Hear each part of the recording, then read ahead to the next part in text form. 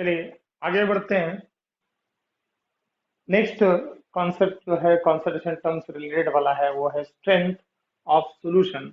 Strength क्या होती है, ये देखिए, ये बहुत ही प्रैक्टिकल यूज वाला टॉपिक है। The amount of solute in a gram present in 1 litre of solution. ठीक है, इसे देखिए, the amount of solute in gram present in 1 litre of solution. ठीक है, मैथमेटिकली जाएंगे तो क्या होगा, solution strength of solution is equal to क्या होगा, W2/VS इन लीटर। ने कहा W2/VS इन लीटर। ठीक है, स्ट्रेंथ को और भी कैसे रिप्रेजेंट कर सकते हैं हम, देखिए W2 × 1000 VS इन ml। यहाँ पे लीटर है, यहाँ ml है। हम जानते हैं 1/s इन लीटर, ने कहा 1/s इन लीटर को कन्वर्ट कर रहा हूँ 1/1000/VS इन ml में, क्योंकि मैंने कहा हमेशा सॉल्यूशन लीटर में तो नहीं आप तैयार करेंगे ना लेबोरेटरी में, या आप लैब में जब भी वर्क करेंगे तो आपको सॉल्यूशन हमेशा 100 ml, 50 ml, 500 ml पर 10-10 लीटर, 15-15 लीटर का कोई सॉल्यूशन आपको तैयार करने के लिए नहीं बोलेंगे वो लोग। ठीक है, सो प्रैक्टिकली जब हम वर्क पे आते हैं तो स्ट्रेंथ ऑफ सॉल्यूशन पता होना बहुत जरूरी होता है, क्योंकि आप जब भी कोई सॉल्यूशन तैयार करते हैं तो स्ट्रेंथ के हिसाब से भी तैयार करते हैं, मोलारिटी भी तैयार करते हैं, नॉर्मलिटी भी। और ये कॉन्सेप्ट बहुत इंपॉर्टेंट है। स्ट्रेंथ ऑफ सॉल्यूशन मतलब वही W2/VS इन ml, ये VS इन लीटर, ये याद रखिए। और अगर आपको W2 ग्राम में दिया हुआ है और VS आपको किसमें दिया है बेटा, ml में, तो ये फॉर्मूला इस्तेमाल कीजिए। Strength of solution can also be calculated by the formula that is S is equal to molarity into molecular weight। अगर किसी सॉल्यूशन की मोलारिटी आपको पता है और उसमें प्रेजेंट जो सोल्यूट है उसका मॉलिक्यूलर वेट अगर आपको पता है तो आप उस सॉल्यूशन का स्ट्रेंथ निकाल सकते हैं। ठीक है, now in terms of normality की अगर बात करेंगे तो strength can be calculated by the formula normality into equivalent weight. अभी यहाँ देखिए यूनिट क्या आएगा बेटा इसका, तो ग्राम पर लीटर आएगा, क्योंकि देखिए यहाँ पे W2 किसमें, यहाँ W2 किसमें था, ग्राम में, और यहाँ किसमें, लीटर में। देखिए ये तो इसका आ जाएगा यूनिट। अभी अगर हमको स्ट्रेंथ दिखानी है केजी में, हम क्या करेंगे, यस, W2 × 10⁻³ और VS किस में बेटा, लीटर में, तो यूनिट हो जाएगा SI में, that is KG per litre में। Now it is use to know, देखिए सबसे मेन मुद्दा क्या है कि स्ट्रेंथ पढ़ना क्यों पड़ता है सॉल्यूशन, स्ट्रेंथ ऑफ सॉल्यूशन पढ़ना क्यों जरूरी है। It is use to know the amount of solute present in unknown concentration of solution during quantitative oblique, मैंने कहा वॉल्यूमेट्रिक एनालिसिस। और ये जो मैं बता रहा हूँ वॉल्यूमेट्रिक एनालिसिस और क्वांटिटेटिव एनालिसिस, ये वॉल्यूमेट्रिक एनालिसिस आपने इस्तेमाल किया है 10th स्टैंडर्ड में भी, आपने टाइट्रेशन किया होगा 11th स्टैंडर्ड में, आपने टाइट्रेशन मेथड्स इस्तेमाल की है, एसिड प्लस बेस। ठीक है, आपने लेबोरेटरी में किया होगा, एसिड आपने लिया होगा फ्लास्क में, और बेस आपने लिया हो ब्यूरेट में। आपने फिनाप्थेलिन के रूप में इंडिकेटर का इस्तेमाल किया होगा, 2 और 3 ड्रॉप उसमें ऐड किए होंगे, उसके ऊपर से आपने टाइट्रेशन करके जो भी वॉल्यूम NaOH का लगता है इन HCl को या H2SO4 को टाइट्रेट करने के लिए, उस वॉल्यूम के थ्रू आपने स्ट्रेंथ निकाला होगा। ठीक है, आप देख सकते हैं 11th स्टैंडर्ड का आपका प्रैक्टिकल रिकॉर्ड आप चेक करेंगे तो आपको वॉल्यूमेट्रिक एनालिसिस मिलेगा, और उसमें ये टर्म जरूर आपको दिखाई देगी। आपको फाइनल कैलकुलेशन यहाँ पे पूछेंगे, पहले तो मोलारिटी पूछेंगे, बाद में उसमें पूछेंगे स्ट्रेंथ कितना है, तो आप याद रखिए मोलारिटी अगर पता है तो मॉलिक्यूलर वेट से मल्टीप्लाई कर दीजिए, you will know the strength of that particular solution. Okay, ये था पूरा concept about the strength of solution. ठीक है, एक चीज मैं प्रूव करके दिखाना चाहता हूँ, कौन सी, तो ये जो आपके सामने है मोलारिटी इनटू मॉलिक्यूलर वेट, तो देखिए यहाँ पे ये कैसे ग्राम पर लीटर में आती है, तो ये हम आपको चेक करके दिखाएंगे। देखिए कैसे, हम जानते हैं मॉलिक्यूलर मोलारिटी यानी क्या होता है बेटा, number of moles upon VS in litre. ठीक है, इनटू यहाँ मॉलिक्यूलर वेट है, दैट इज M2। अब मैं क्या कर रहा हूँ बेटा, यहाँ पे N2 की वैल्यू पुट कर रहा हूँ। N2 यानी होता है number of moles, number of moles यानी वेट अपॉन मॉलिक्यूलर वेट, और ये है M2 डिवाइड बाय क्या आएगा, VS। और ये VS किसमें बेटा, लीटर में। आप देख सकते हैं molecular weight of same solute cancel हो जाएगा ना, तो आपको क्या मिलेगा यहाँ पे, W2/VS इन लीटर, मतलब ये कि आपको मिलेगा स्ट्रेंथ ऑफ सॉल्यूशन। बात क्लियर है। सिमिलरली इसके लिए भी आप ये कर सकते हैं, यहाँ पे भी वैसे ही आएगा, वेट अपॉन इक्विवेलेंट वेट आएगा, इक्विवेलेंट वेट और इक्विवेलेंट वेट कैंसिल हो जाएगा, W2/VS इन लीटर मिलेगा। That will give you strength of solution. ये पूरा मुद्दा क्लियर हो गया। ये एक इंपॉर्टेंट टॉपिक है, याद रखिए कॉन्सेंट्रेशन टर्म का। Okay, now last term that is demal. Demal भी एक कॉन्सेंट्रेशन टर्म है जो जनरली नोटबुक्स आपके टेक्स्ट बुक्स में अगर नहीं मिलेगी आपको। ठीक है, ये स्पेशल टर्म दिखाई दे रही है, देखिए क्या है ये। The molar concentration of solution which is measure at 0 degree celsius, या फिर हम बोलेंगे what is this, 1D represents 1 mole of solute in 1 litre of solution at 0 degree celsius. जब हम टेम्परेचर को 0 डिग्री सेल्सियस कर देते हैं तो किसी भी मोलर कॉन्सेंट्रेशन सॉल्यूशन को हम क्या बोलेंगे, डीमल सॉल्यूशन बोलेंगे। 1 डीमल मतलब 1 मोल 1 लीटर में 0 डिग्री सेल्सियस पे। ठीक है, then next term, important term notes कुछ मैं बता रहा हूँ आपको जो कि खास ऐसे नीट में भी क्वेश्चन आया हुआ है इस चीज पे। बहुत ही सिंपल चीजें हैं आपके, अगर जो भी सीटी अगर आपका होता होगा आपके स्टेट लेवल पे, उसमें भी ऐसे क्वेश्चन पूछे जाएंगे कि कौन से कॉन्सेंट्रेशन टर्म टेम्परेचर डिपेंडेंट है, कौन से इंडिपेंडेंट है। तो याद कर लीजिए, molarity, normality, formality, volume by volume, demal, ये सभी जो टर्म्स है ऑल आर टेम्परेचर डिपेंडेंट, क्योंकि ये वॉल्यूम डिपेंडेंट है। ठीक है, ये सभी टर्म किस पे डिपेंड करते हैं, वॉल्यूम पे। इसीलिए ये टेम्परेचर डिपेंडेंट है, क्योंकि change in volume carried out होता है चेंज इन टेम्परेचर की वजह से। ठीक है, अगर टेम्परेचर चेंज करेंगे तो सिंपल सी बात है क्या होगा। अगर एक सिंपल सा एग्जांपल लेता हूँ मोलारिटी का, तो number of moles upon volume in litre. अब समझिए, अगर मैंने टेम्परेचर ऑफ सॉल्यूशन बढ़ा दिया तो एक बात कि ये क्या बढ़ेगा, सॉल्यूशन का वॉल्यूम बढ़ेगा, और वॉल्यूम बढ़ेगा तो कॉन्सेंट्रेशन क्या हो जाएगा, कम। यानी ये कि कॉन्सेंट्रेशन में चेंजेस दिखाई दे रहे हैं ड्यू टू टेम्परेचर, इसीलिए हम इन टर्म्स को बोल रहे हैं टेम्परेचर डिपेंडेंट। बात अगर करेंगे यहाँ पे इन टर्म्स की, तो टेम्परेचर इंडिपेंडेंट टर्म्स कौन सी है, मोल फ्रैक्शन है, मोलालिटी है, वेट बाय वेट परसेंट है। तो ये जितने टर्म्स ये टेम्परेचर इंडिपेंडेंट है, और ये जो दिए हुए टर्म्स है ये टेम्परेचर डिपेंडेंट है। यहाँ पे भी पॉइंट क्लियर हो गया आपको। ठीक है, नेक्स्ट हम पे बात करते हैं, चलिए। तो देखिए, important relationship between different concentration terms, relation between molality and molarity, ये एक इंपॉर्टेंट आपको रिलेशन याद रखना है। और एक है मोलालिटी और मोल फ्रैक्शन, क्योंकि इन दो चीजों पे जेई में क्वेश्चन पूछे हुए हैं डायरेक्टली। डायरेक्ट बिट आते हैं, इस पे कोई दिक्कत नहीं आएगी आपको। आपको कैसा है, मोलारिटी दी रहती है, मोलालिटी पूछते हैं, डायरेक्ट वैल्यू पुट कीजिए और आंसर निकालिए। अदरवाइज आपको थेरोटिकली चलना पड़ेगा, बोर्ड की तरफ चलना पड़ेगा, तो थोड़ा समय लगेगा आपको। ठीक है, क्योंकि ये दो के रिलेशन आपको इंपॉर्टेंट रहेंगे। तो दूसरी बात ये है कि मोलालिटी और मोल फ्रैक्शन ऑफ सोलूट, इसका भी हमने आपको यहाँ पे रिलेशनशिप दिया है। अब यहाँ पे होता क्या है, कभी कभी आपको सॉल्वेंट का मोल फ्रैक्शन दिया हुआ नहीं होता, इसीलिए यहाँ पे x1 की जगह आप पुट कर सकते हैं 1 - x2 भी, है ना। तो आपको दिक्कत नहीं जाएगी। जब बाइनरी सॉल्यूशन है, मतलब कैसा, एक सोलूट और एक सॉल्वेंट है, तभी ये फॉर्मूला एप्लीकेबल है।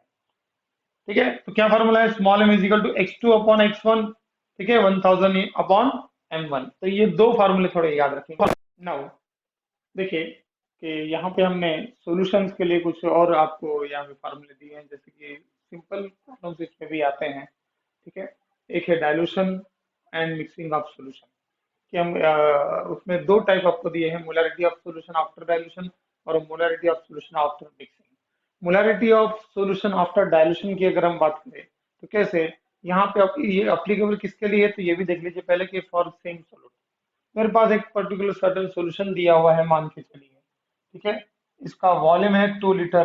ठीक है, और कॉन्सेंट्रेशन है 1 मोलर, मान के चलिए। अब मैं इस पर्टिकुलर सॉल्यूशन में ऐड कर देता हूं, मैंने कहा आई एम एडिंग वाटर। अगर मैं इसमें वाटर ऐड कर देता हूं तो सिंपल सी बात है, वाटर ऐड करने से सॉल्यूशन का क्या बढ़ेगा, वॉल्यूम।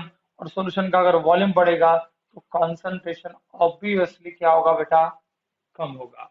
तो ये बात तो हम लॉजिकली समझ रहे हैं, पर मैथमेटिकली हमको बताना पड़ेगा कि कितना कॉन्सेंट्रेशन कम हुआ है या कितना फाइनल मोलरिटी अपीयर हुआ है। तो उसके लिए हमको ये फार्मूला इस्तेमाल करना पड़ेगा, m1v1 is equal to m2v2। यहाँ पे m1 और v1 क्या है बेटा, देखिए यहाँ पे m1 और v1 है, m1 and m2 are molarities before and after dilution. ठीक है, m1 यानी बिफोर वाली मोलारिटी, तो हमने पानी डाला या सॉल्वेंट ऐड किया है तो m2 हो जाएगा आफ्टर डाइल्यूशन। देन v1 और v2 क्या है, यहाँ पे are initial and final volume of the solution. ठीक है, इनिशियल मतलब जो पहले वॉल्यूम था, बाद में जब आपने सॉल्वेंट ऐड किया तो फाइनल वॉल्यूम ऑफ सॉल्यूशन कितना हुआ वो। तो अगर ये यहाँ पे हमको इस प्रॉब्लम में जनरली होगा ये कि हमको क्या दिया रहेगा बेटा, हमको 3 टर्म दी रहेगी, एक टर्म निकालनी पड़ेगी। दूसरी बात, या तो हमको एक पर्टिकुलर वेट दिया रहेगा सब्सटेंस का और वॉल्यूम दिया रहेगा, इतने वॉल्यूम में उसका सॉल्यूशन तैयार करना है, उसके बाद बोला जाएगा कि हमने उस सॉल्यूशन को तैयार करने के बाद में उसमें इतना अमाउंट ऑफ वाटर और ऐड किया, तो फाइनल मोलरिटी ऑफ सॉल्यूशन क्या है। तो उस समय ऐसे टाइप के क्वेश्चन के लिए आपको ये फॉर्मूला इस्तेमाल करना पड़ेगा। बात क्लियर होगी। नाउ अब बात करेंगे यहाँ पे कि इसको मैंने इक्वेशन नंबर 1 भी दिया है, तो मैं इसको एक्चुअली नाम दे दूंगा मोलारिटी इक्वेशन। ठीक है, अभी दूसरी बात करेंगे कि molarity of solution after mixing, ये भी किसके लिए एप्लीकेबल हो रहा है, मैंने कहा फॉर सेम सोल्यूट। अब समझ के चलिए, सेम सोल्यूट के डिफरेंट डिफरेंट सॉल्यूशंस हमको लेबोरेटरी में दिए हैं, जैसे कि मैं यहाँ पे ले रहा हूँ बीकर नंबर 1, ठीक है, बीकर नंबर 2 और बीकर नंबर 3, ये ऐसे 3 बीकर मैंने लिए हैं और तीनों बीकर में हमारे पास HCl सॉल्यूशन है। ठीक है, पर HCl सॉल्यूशन एक सर्टेन कॉन्सेंट्रेशन का हो सकता है, यहाँ समझो 1 मोलर है, ठीक है, इस सॉल्यूशन में 2 मोलर है, इस सॉल्यूशन में 3 मोलर है। ठीक है, अब वॉल्यूम की बात करेंगे तो 1 का वॉल्यूम है 1 लीटर, 2 का वॉल्यूम है 2 लीटर और 3 का वॉल्यूम है 3 लीटर।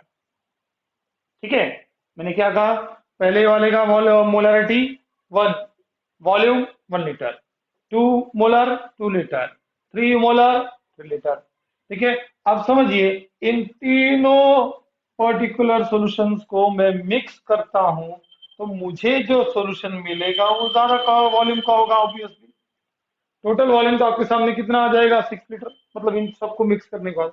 परंतु कॉन्सेंट्रेशन सेम थे क्या, नहीं, तो कॉन्सेंट्रेशन सेम नहीं है, इसलिए फाइनल कॉन्सेंट्रेशन इस पर्टिकुलर मिक्सचर का क्या आएगा ये हमको पता चाहिए, तो इसको मैं नाम दे रहा हूं मोलारिटी ऑफ मिक्सचर। ठीक है ना, तो आपको समझ में आया होगा molarity of solution after mixing का कहाँ पे यूज हो रहा है। तो इसके लिए कैसा और कौन सा फार्मूला इस्तेमाल करेंगे, तो molarity of mixture is given by M1V1 plus M2V2 plus M3V3 divide by V1 plus V2 plus V3।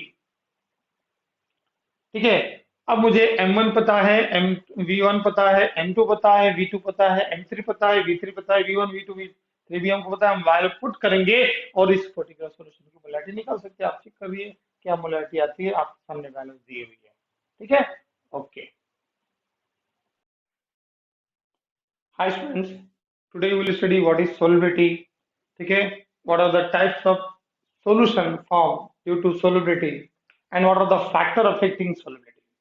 So first of all solubility क्या होती है एक दिए हुए पर्टिकुलर सोल्यूट के लिए, तो वो समझने की कोशिश करेंगे हम कि it is defined as it is the maximum amount of solute that can be dissolve in a fixed amount of solvent at a given temperature. ठीक है, सो फिर से एक आधे पर्टिकुलर सॉल्यूशन के अंदर प्रेजेंट सोल्यूट की अगर हमको सोलिडिटी पता करनी है तो समझने के लिए हमको क्या करना पड़ेगा बेटा, कि हम ये देख रहे हैं कि हम एक पर्टिकुलर कंटेनर ले रहे हैं, उस कंटेनर के अंदर वाटर ले रहे हैं, वाटर का मान के चलिए फिक्स अमाउंट है कितना, 100 ग्राम। ठीक है, मैंने कहा यहाँ पे मैंने लिया है 100 ग्राम ऑफ वाटर। अब मैं क्या कर रहा हूँ बेटा, मैं सोलूट को ऐड करना शुरू कर रहा हूँ।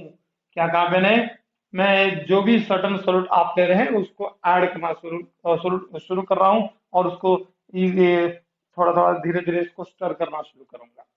होगा ये कि अमाउंट ऑफ सब्सटेंस में डिजॉल्व होते जाएगा, पर एक समय ऐसा आएगा कि आप सोलूट ऐड करते जा रहे हैं पर दिए हुए फिक्स अमाउंट ऑफ सोलूट के अंदर वो सोलूट मिक्स होना या डिसॉल्व होना बंद हो जाएगा। और ये बंद होने का कारण क्या होता है, तो मैंने कहा आपको कि बंद होने का एकमात्र कारण यह है कि दिए हुए 100 ग्राम ऑफ वाटर के अंदर जितनी एम्प्टी स्पेसेस होती है उन एम्प्टी स्पेसेस को ये सोलिड पार्टिकल एक्वायर कर चुके हैं या उस जगह को वो उन जगह पे वो पहुंच चुके हैं। अब जगह ही नहीं बचेगी तो जो सोलिड आप ऐड कर रहे हैं वो कैसा रहेगा, अनडिजॉल्व। ठीक है, तो बोलने का मीनिंग क्या है कि हम एक आधे दिए हुए अमाउंट ऑफ सॉल्यूशन में, जैसे सॉल्वेंट में, जैसे कि मैंने यहाँ लिया 100 ग्राम, तो उसमें वो सॉल्यूट कितना मैक्सिमम डिसॉल्व हो सकता है, वो जो उसकी लेवल होगी, उस लेवल को हम बोलेंगे सोलुबिलिटी। Point clear? फिर से बताऊं एक बार, देखिए कि it is the maximum amount of solute that can be dissolve in a fixed amount of solve. अब ये डिफाइन करते समय एक चीज आपको ध्यान में रखनी पड़ेगी, वो है टेम्परेचर। क्योंकि सोलुबिलिटी ये टोटली डिपेंड करती है टेम्परेचर पे। अगर आपने टेम्परेचर कम या ज्यादा किया तो सोलुबिलिटी पे उसका असर या उसका अफेक्शन जरूर होता है। ये कैसे, तो समझने की कोशिश करेंगे। कैसे, देखिए जैसे मैंने 100 ग्राम लिया है, मैं एक एग्जांपल ले रहा हूं, यहाँ पे शुगर को डिसॉल्व कर रहा हूं। ठीक है, अंदाजन हम बता रहे हैं कि मान के चलिए शुगर की सोलबिलिटी है 25 ग्राम पर 100 ग्राम ऑफ वाटर। अब क्या होगा, तुमने 10 ग्राम डाला तो डिजोल्व हो जाएगी, फिर तुम 5 ग्राम डालोगे फिर डिजोल्व होगी, फिर 5 ग्राम डाल रहे फिर डिजोल्व होगी, फिर 5 ग्राम डाल रहे 25 हो गया। तो अब क्या होगा, जब तुम 1 ग्राम भी उसके ऊपर डालोगे तो वो जो शुगर है वो इसके अंदर डिजोल्व होने वाली नहीं है। क्यों? इसका कारण क्या? क्योंकि यहाँ पे जो मैक्सिमम लेवल है अमाउंट ऑफ सोलूट है, ठीक है, वो फिक्स अमाउंट ऑफ सॉल्वेंट में क्या हो चुका है, डिजोल्व हो चुका है। अब उस मैक्सिमम के बाद में डिसोल्यूशन प्रोसेस होगी नहीं। तो मैं पहले एक चीज क्लियर कर देता हूं कि सोलूट जब भी सॉल्वेंट में हम डिजोल्व करते हैं, ठीक है, तो क्या होगा बेटा, क्या होगा, हमको मिलेगा सॉल्यूशन। इस प्रोसेस को कहा जाता है डिसोल्यूशन। और अच्छे से समझना है तो वो भी समझा सकते हैं। कैसे? कि अगर मैंने यहाँ पे मान के चलो ये सोलूट के पार्टिकल ले लिए, ध्यान दो अच्छे से, और ये ले लिए सॉल्वेंट के पार्टिकल्स। ठीक है, अब मैं बात करूंगा डिसोल्यूशन की। तो डिसोल्यूशन यानी क्या, कि ये सोलूट के पार्टिकल एक दूसरे से जुड़े हुए हैं, सॉल्वेंट के पार्टिकल एक दूसरे से जुड़े हुए हैं किसी ना किसी इंटरमॉलिक्यूलर फोर्सेस ऑफ अट्रैक्शन से। तो जब भी हम इसके अंदर इसको डिसॉल्व कर रहे हैं तो क्या होगा, इनके बीच के पार्टिकल का जो भी अट्रैक्टिव फोर्स है वो ब्रेक होगा, और इनके पार्टिकल के बीच का अट्रैक्टिव फोर्स क्या होगा, ब्रेक होगा। और हम क्या देखेंगे कि इस प्रकार से यूनिफॉर्म अरेंजमेंट हम देख सकते हैं पार्टिकल टू पार्टिकल के बीच में। ठीक है, ऐसा भी हो सकता है। देखिए, तो अरेंजमेंट का कोई ये नहीं है, मैंने कहा जहां जहां एम्प्टी स्पेसेस होगी ये सोलूट के पार्टिकल उन जगह को ऑक्यूपाई करेंगे। पर एम्प्टी जगह ही खत्म हो गई तो समझिए एक क्लासरूम में 50 चेयर रखी हुई है, ठीक है, और हम एट ए टाइम 10 स्टूडेंट को एंट्री दे रहे हैं, तो 10 स्टूडेंट जाके 10 जगह या 10 जो बच्चों को हम एंटर करवा रहे हैं, तो 10 चेयर ऑक्यूपाई हो जाएगी, फिर 10 बच्चों को भेज रहे हैं, फिर 10 बच्चों को भेज रहे हैं, ऐसे 5 टाइम्स हमने भेजा, तो 50 स्टूडेंट तो जगह को ऑक्यूपाई कर चुके हैं। अब हम एक 51 वाला समझो एक एक्स्ट्राऑर्डिनरी, या हम बोलेंगे सॉरी एक्स्ट्राऑर्डिनरी का बच्चा आ जाता है बाहर से, ठीक है, तो उसको हम अंदर बिठाने की कोशिश करें तो जगह होगी क्या? नहीं। तो क्या हो गया, इसका मतलब क्या कि जितनी वहां पे अवेलेबल जगह थी, जितनी सॉल्वेंट के अंदर अवेलेबल स्पेस थी, उनको उन स्टूडेंट्स ने ऑक्यूपाई किया, और यहाँ पे सोलूट पार्टिकल ने ऑक्यूपाई किया। अब मैक्सिमम अमाउंट था, मैक्सिमम जितनी जगह खाली थी उन जगहों को, उन प्लेसेस को, उन साइट्स को सोलूट पार्टिकल ने ऑक्यूपाई कर लिया है। अब उसके बाद कोई जगह तो बची नहीं, तो सोलूट उसके आगे डिसॉल्व नहीं होगा। तो जब ये लेवल मेंटेन हो जाती है कि रेट ऑफ डिसोल्यूशन जब आपका जो फिक्स अमाउंट तक पहुंच जाता है, तो उसी पर्टिकुलर फेज को या उसी पर्टिकुलर समय हम उस सॉल्यूशन की क्या बोलेंगे, सोलबिलिटी, या दिए हुए सोल्यूट के लिए हम बोलेंगे सोलबिलिटी हैज बीन रीच्ड। ठीक है, यहां तक क्लियर है? तो सोलबिलिटी यानी क्या, फिर से याद कर लो, maximum amount of solute that can be dissolve in the given amount of solvent. एक आधा अमाउंट तुम ऑफ सॉल्वेंट तुमको दिया है, तुम उसमें जितना सोल्यूट उसमें मैक्सिमम डिसॉल्व कर सकते हो डिसॉल्व कर लोगे, जो अनडिसॉल्व है उसको फिल्टर कर लोगे। जो भी फिल्ट्रेट मिलेगा that will be a, yes please, saturated solution. क्यों सैचुरेट बोल रहा हूं? सैचुरेशन है नहीं, कंप्लीट हो चुकी है, उसके बाद उसका और कोई डिसॉल्व होने वाला नहीं है, तो सैचुरेटेड सॉल्यूशन को हम डिफाइन करेंगे इसके बाद से। तो देखिए on the basis of solubility solution are of three types.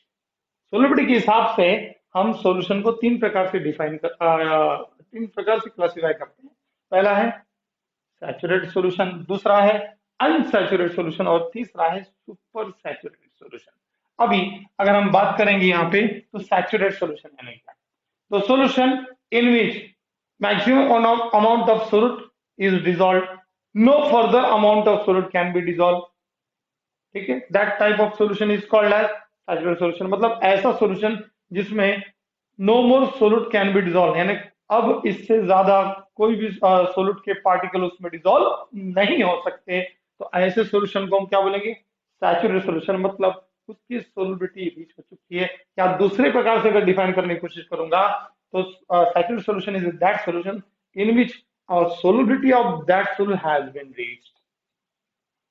समझे मैंने क्या कहा कि सैचुरेटेड सॉल्यूशन यानी क्या सॉल्यूशन, वो सॉल्यूशन जिनमें मैक्सिमम अमाउंट जो नेसेसरी था एक आधे सॉल्यूशन को के सॉल्वेंट के अंदर जो सोल्यूट का डिसोल्यूशन था वो पूरी तरह से कंप्लीट हो चुका है, तो मैं उसको सोलबिलिटी बोलूंगा उसकी। तो सोलबिलिटी हैज बीन रीच्ड, जैसे कि यहाँ मैंने बताया 25 gram of sugar, maximum 25 gram sugar dissolve हो सकती है 100 ग्राम में, ठीक है। सो ये 25 ग्राम ऑफ जैसे ही रीच हो जाएगा तो 26 ग्राम में जैसे 1 ग्राम अगर आप ऐड करते हो तो वो डिजोल्व नहीं होगा, मतलब सैचुरेशन लेवल आ चुका। तो ऐसे सॉल्यूशन को हम क्या बोलेंगे, सैचुरेटेड सॉल्यूशन। तो इसको सैचुरेटेड सॉल्यूशन इसको डिफाइन कैसे करेंगे बेटा, तो it is the sorry that type of solution in which no more solute can be further dissolve, ऐसे सॉल्यूशन जिनमें और सोल्यूट के पार्टिकल डिजोल्व नहीं हो सकते, ऐसे सॉल्यूशन को कहते हैं सैचुरेटेड सॉल्यूशन। और इसमें एक चीज मैं बताना भूल गया कि उस समय आपको यहाँ पे टेम्परेचर क्या रखना पड़ेगा, फिक्स। क्या टेम्परेचर फिक्स रहेगा, पर अगर थोड़ा बहुत भी टेम्परेचर चेंज हो गया तो सोलबिलिटी में फर्क आता है।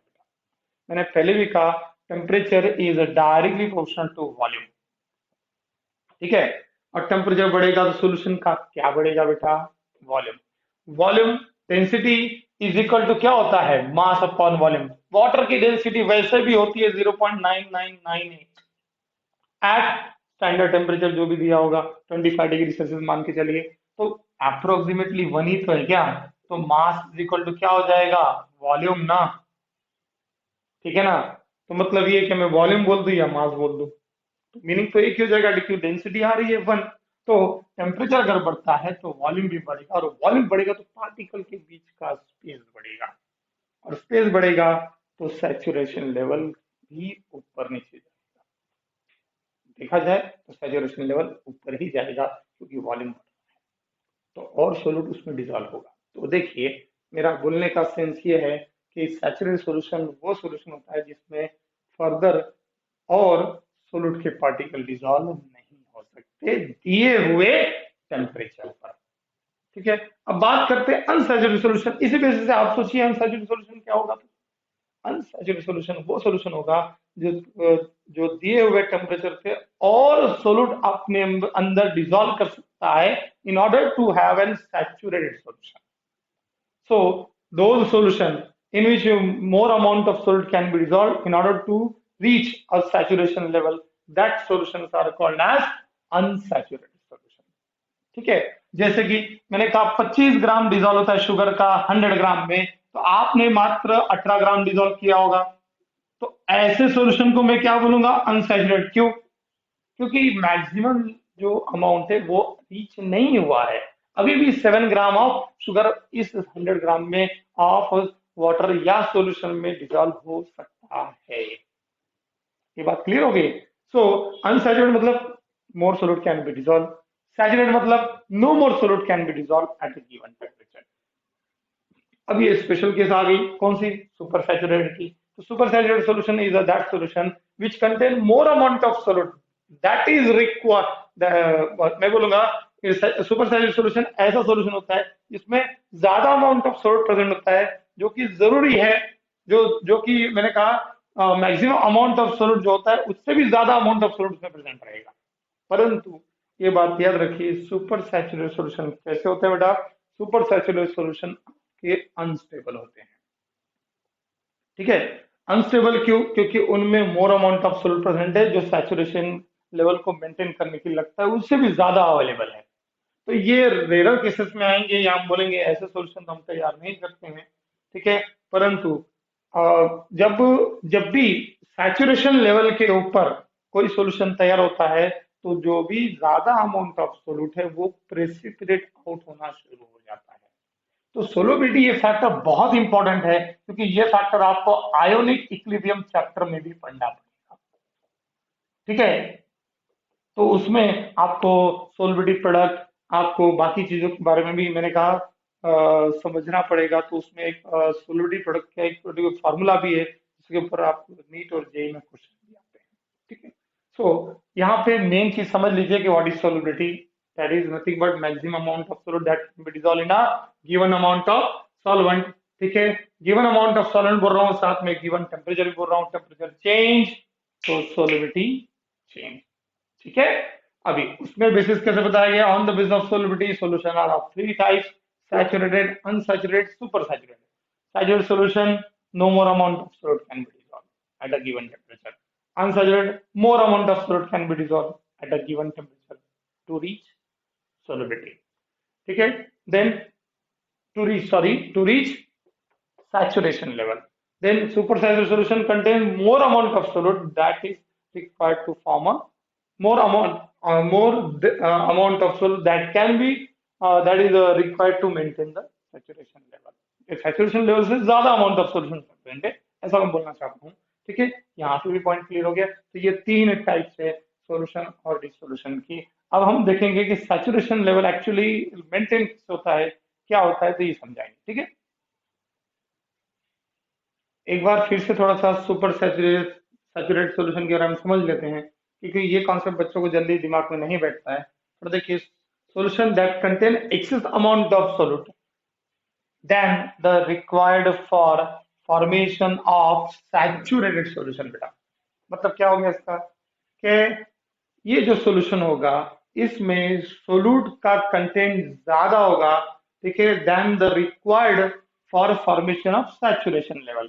अब इसको समझने के लिए कैसे करेंगे, समझ लीजिए 28 ग्राम मैंने ले लिया है sugar in 100 gram of solvent, जबकि उसका सोल्युबिलिटी कितना है, स्ट्रेंथ कितना है, स्ट्रेंथ उसका है 25 ग्राम पर 100 ग्राम ऑफ सोल्यूशन पर 100 ग्राम ऑफ सॉल्वेंट। ठीक है, अब ये एक्चुअली तैयार कैसे करते हैं, तो भैया सुपर सैचुरेटेड मिलेगा, सुपर सैचुरेटेड सॉल्यूशन प्रिपेयर कैसे करते हैं।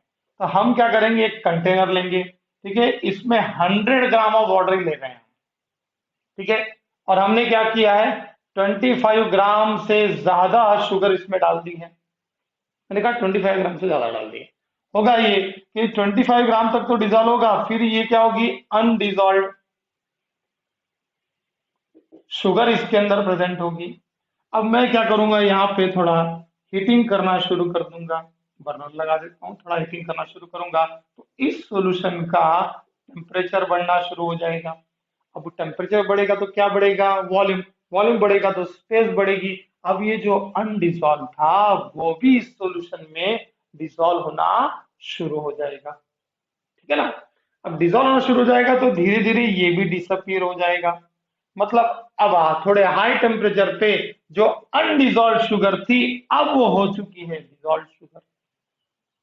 ठीक है, पर जैसे ही मैं इस सॉल्यूशन का यानी सॉल्यूशन को हीट करना बंद कर दूंगा, मतलब धीरे धीरे रूम टेम्परेचर पे सॉल्यूशन का टेम्परेचर आना शुरू हो जाएगा, तो जो डिजॉल्व शुगर थी, जो एक्सेस अमाउंट ऑफ शुगर थी, जैसे कि मैंने कहा इन दोनों का डिफरेंस आ रहा है 3 ग्राम, तो मैक्सिमम 3 ग्राम ऑफ शुगर आपको यहाँ पे वापस से यह स्पेस तैयार होती हुई दिखाई देगी। यानी वो उस टेम्परेचर पे सुपर सैचुरेटेड सॉल्यूशन मिला हमको, पर हमने टेम्परेचर जब डाउन करना शुरू किया या रूम टेम्परेचर पे सॉल्यूशन को लाना शुरू किया, तो ये जो शुगर थी ये शुगर क्या होगी बेटा, यस, दिस सॉल्यूशन से बाहर आना शुरू होगी, मतलब प्रेसिपिटेट होनी शुरू होगी। इसी प्रोसेस को बोलते हैं क्रिस्टलाइजेशन। क्या बोलते हैं बेटा, क्रिस्टलाइजेशन। तो क्रिस्टलाइजेशन हो रहा है यहाँ पे, जब टेम्परेचर सॉल्यूशन का कम हो रहा है। क्रिस्टलाइजेशन क्यों हो रहा है, क्योंकि सुपर सैचुरेटेड सॉल्यूशन था। ठीक है, उस टेम्परेचर पे वो तो डिजॉल्व था, पर रूम टेम्परेचर पे उतना अमाउंट उसमें डिजॉल्व नहीं हो सकता है दिए हुए अमाउंट ऑफ सॉल्वेंट पे, इसलिए वो क्या हो रहा है, बाहर आ रहा है। हर एक की अपनी एक लिमिट होती है बेटा, आपकी भी अपनी एक लिमिट है। आप 2 घंटे 3 घंटे 4 घंटे बैठ सकते हैं पढ़ने के लिए लगातार, पर उसके बाद भी आप उठेंगे ही 5 मिनट के लिए, तो उठेंगे वहां से। तो हर एक सॉल्यूशन की वैसे ही एक स्ट्रेंथ होती है या एक सोलिडिटी होती है बेटा, कि उसके ऊपर वो जो सोल्यूट है डिजॉल्व नहीं हो सकता। अब आप बोलेंगे सर, अब इतने सारे सोल्यूट्स हम जानते हैं, इतने सारे कंपाउंड्स है, इतने सारे सॉल्ट्स है, एसिड्स बेस है, तो क्या हर एक की सोलिडिटी सेम होती है? मैं बोलूंगा नहीं।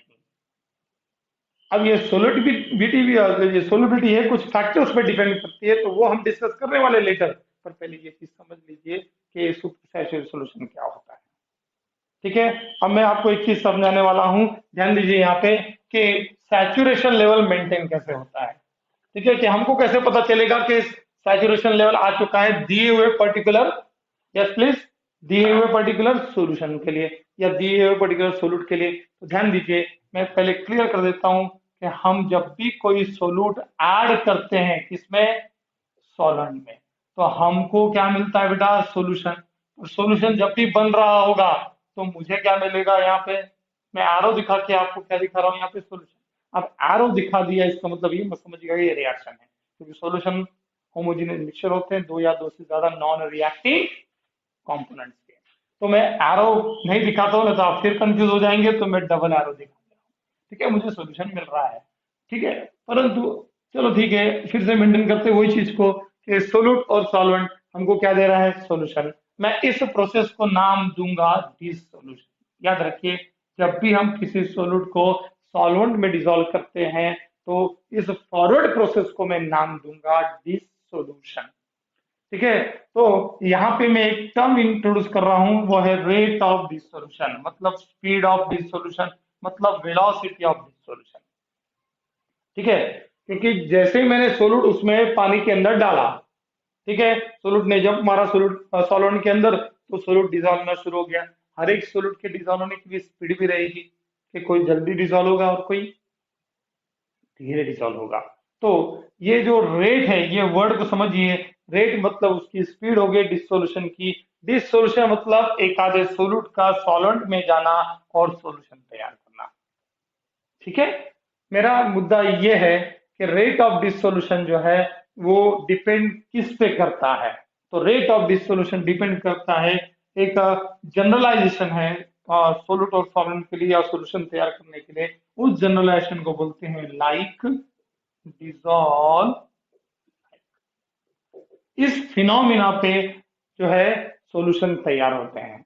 लाइक डिसॉल्व, लाइक मतलब जो जैसा है वो वैसे में मिक्स होगा। मतलब कैसे, तो इसमें दो कंपोनेंट जो चीजें आएगी, एक तो polar solute dissolves in polar solvent. ठीक है, मैंने कहा पोलर सोल्यूट डिसॉल्व हो रहा है पोलर सॉल्वेंट में। अब ये पोलरिटी क्या होती है, ठीक है, ये आप केमिकल बॉन्डिंग में भी पढ़ते हैं। ठीक है, अगर हम देखेंगे HCl, तो यहाँ पे डिफरेंस इन इलेक्ट्रोनेगेटिविटी है। भले ही H और Cl के बीच में कोवलेंट बॉन्ड है, पर डिफरेंस इन इलेक्ट्रोनेगेटिविटी होने की वजह से क्लोरीन इज मोर इलेक्ट्रोनेगेटिव, तो shared electron pair will be S place किस तरफ होगी, शेयर्ड इलेक्ट्रॉन पेयर का क्लाउड है, या फिर अब ये जो दो एटम्स के बीच में इलेक्ट्रॉन शेयर्ड हुए हैं, इनका क्लाउड किस तरफ जाता है, क्लोरीन की तरफ। क्यों, chlorine is more electronegative than hydrogen, ये आप पढ़ चुके हैं। ठीक है, और ये क्यों इलेक्ट्रोनेगेटिव है, क्योंकि हम जानते हैं लेफ्ट टू राइट जाते हैं जब हम पीरियोडिक टेबल में, तो इलेक्ट्रोनेगेटिव बढ़ती है, अप टू डाउन जाते हैं तो इलेक्ट्रोनेगेटिव कम होती है, बिकॉज एटॉमिक रेडियस और इलेक्ट्रोनेगेटिविटी जो होती है वो इनवर्सली प्रोपोर्शनल है। ठीक है, तो अभी शेड इलेक्ट्रॉन तो इसकी तरफ जाएगी, तो इलेक्ट्रॉन क्लाउड इसकी तरफ आएगा। इलेक्ट्रॉन क्लाउड मतलब नेगेटिव चार्ज का क्लाउड, नेगेटिव चार्ज का क्लाउड अगर क्लोरीन की तरफ आएगा तो पार्शियल नेगेटिव चार्ज क्लोरीन पे प्रोड्यूस होगा और पार्शियल पॉजिटिव चार्ज हाइड्रोजन पे प्रोड्यूस होगा। ठीक है, अब इसको जब हम पानी में डालेंगे तो इनमें दो पोलैरिटी होने की वजह से, मैंने कहा दो पोल है, डाइपोल। जिन भी मॉलिक्यूल में डाइपोल होता है ऐसे मॉलिक्यूल्स को हम क्या बोलते हैं, पोलार। ठीक है, अब मैंने ले लिया पोलर सोल्यूट और पोलर सॉल्वेंट। अब वाटर भी तो पोलर सॉल्वेंट ही है ना, क्योंकि oxygen is more electronic than hydrogen.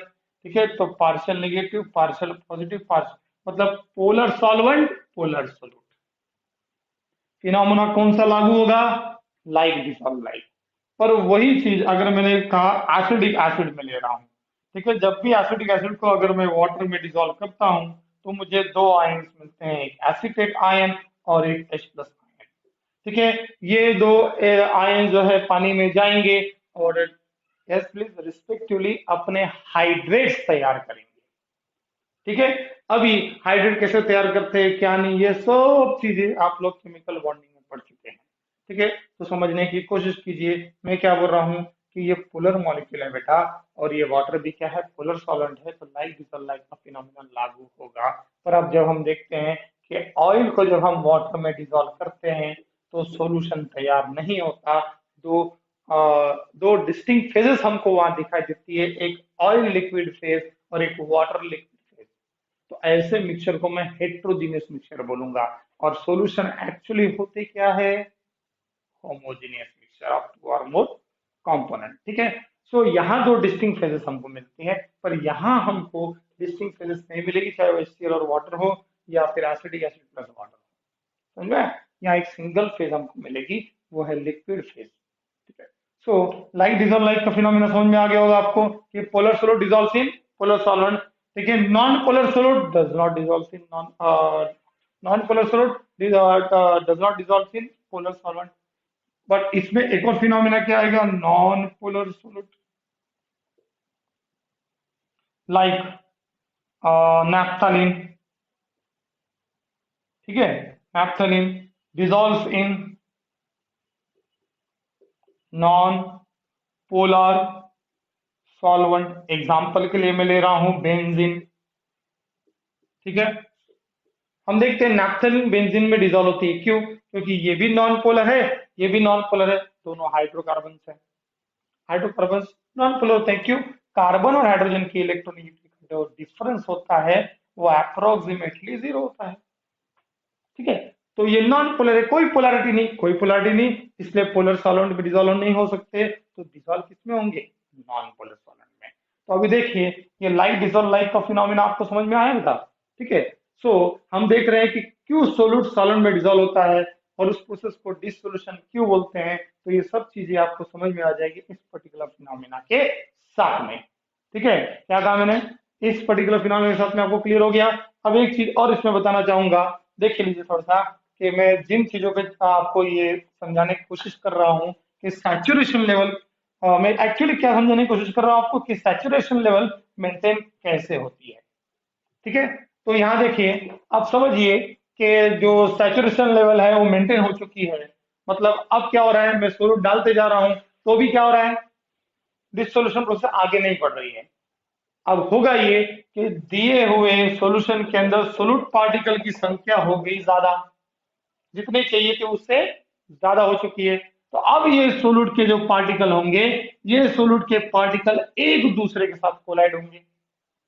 ठीक है, कोलाइड होने के बाद जुड़ जाएंगे, जुड़ने से क्या होंगे, एक बिगर पार्टिकल तैयार होगा, और वो बिगर पार्टिकल आपको आपके आंखों से दिखाई देगा, मतलब ये कि वो 10⁻⁹ मीटर से अपने साइज को बढ़ाएंगे, और बढ़ा के समझो ला के रख देते हैं 10⁻⁷ या फिर 10⁻⁶ या फिर 10⁻⁵ में।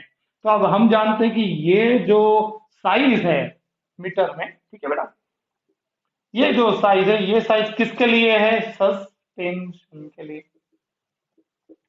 ये हेट्रोजीनियस में आ गया अभी। ठीक है, तो पार्टिकल का साइज बढ़ रहा है, क्यों, ड्यू टू कोलिजन, कोलिजनों से एक दूसरे से जुड़ जा रहे हैं, क्योंकि अमाउंट ऑफ सोल्यूट क्या हो चुका है, ज्यादा।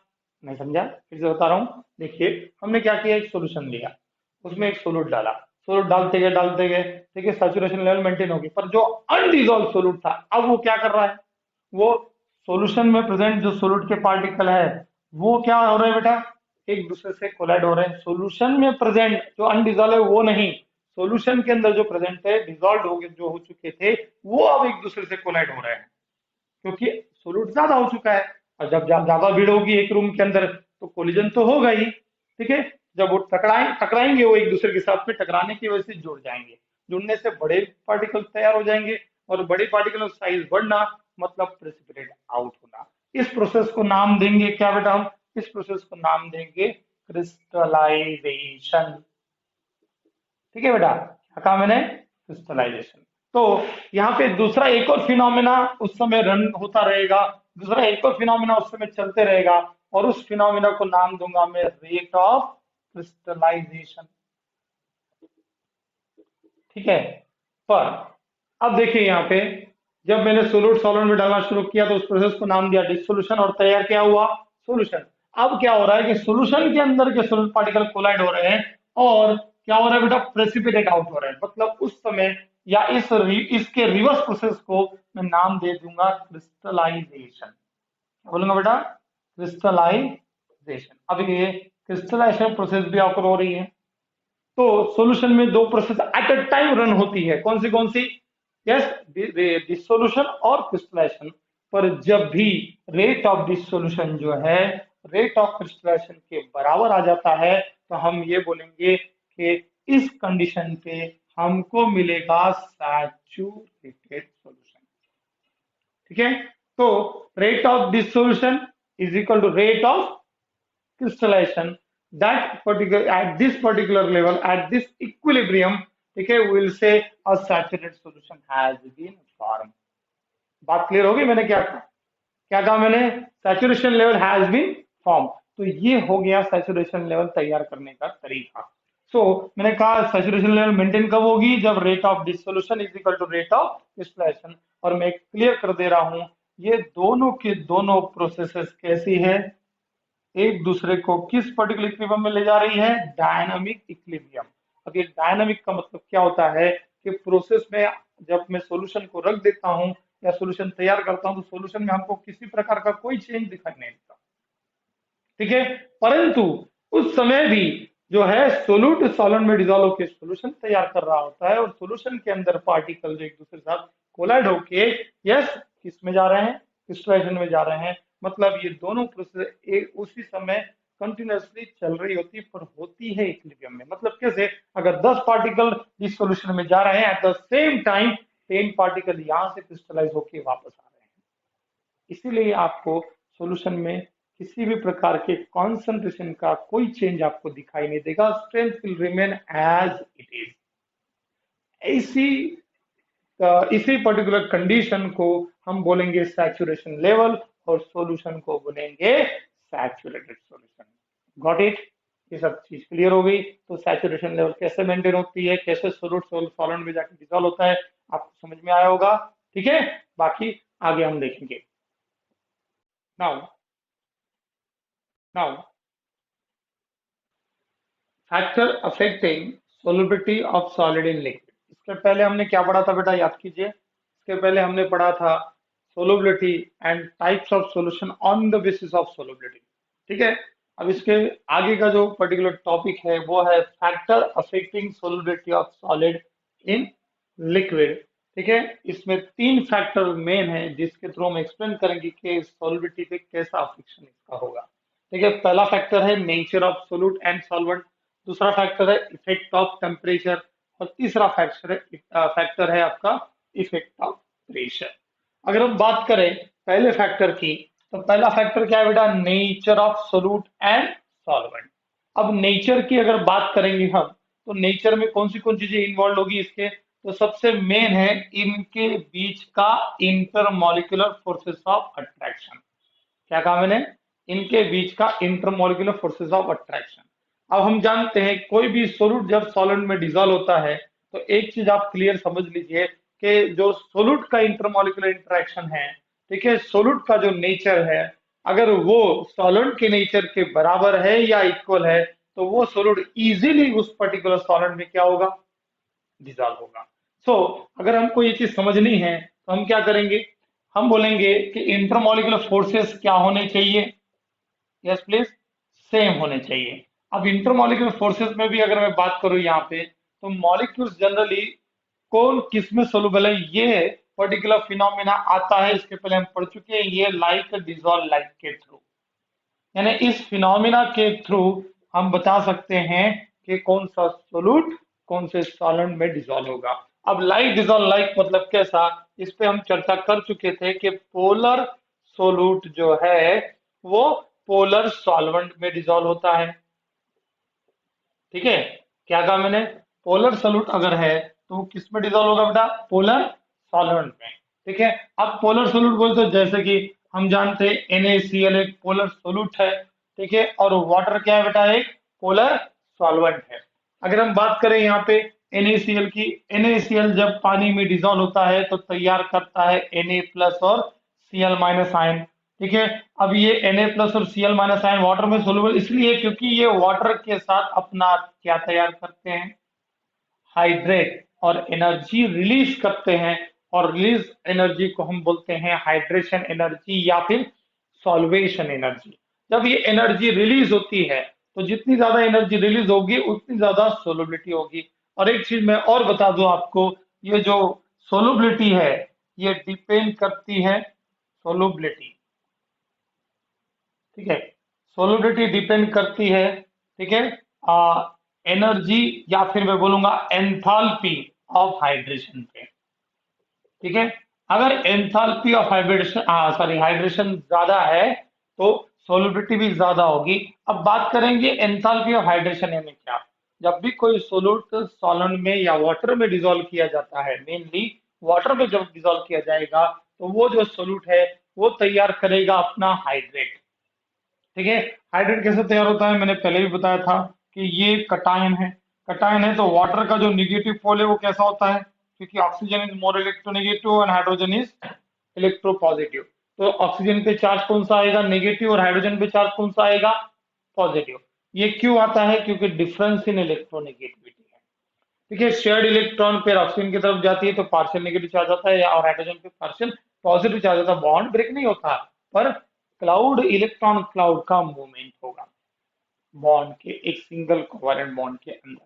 तो होगा ये कि ऑक्सीजन पे चार्ज कौन सा आएगा बेटा, निगेटिव, और हाइड्रोजन पे पॉजिटिव। तो ये निगेटिव चार्ज जो इस कटायन को अपने तरफ अट्रैक्ट करेगा due to dipole dipole interaction. क्या कहा मैंने, due to dipole dipole interaction ये ऑक्सीजन Na प्लस आयन को अट्रैक्ट करेगा। ऐसे, ठीक है, 4 5 6 depending upon the coordination number of that particular metal ion. Coordination number मतलब कितने वाटर मॉलिक्यूल के साथ वो जुड़ सकता है, उस संख्या को मैं कोऑर्डिनेशन नंबर बोलूंगा। ठीक है, और हम एक चीज और पढ़ चुके हैं, आप ये 10th स्टैंडर्ड में पढ़ते हैं, वाटर ऑफ क्रिस्टलाइजेशन भी बोलते हैं इसको।